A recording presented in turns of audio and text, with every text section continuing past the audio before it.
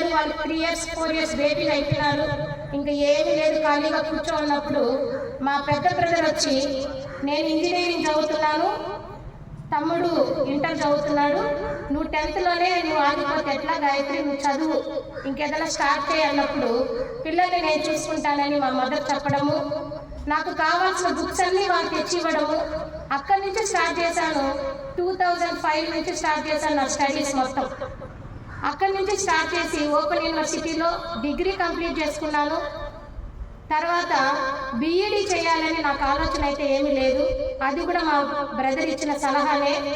దానికి మా సార్ని అడిగా, నేను నువ్వు ఏం చదవాలనుకున్నావో చదువుకో, నీకు నేను హెల్ప్ చేస్తానని చెప్పారు.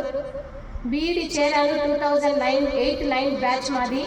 అప్పుడు మన బాబు సార్ కూడా, తెలుగు సార్ మీకు ఇప్పుడు తెలిసేమో, నాకు మా బీఈడీ బ్యాచ్ మేటే సారు, మా ఇంటి దగ్గరే కాలేజ్ అది.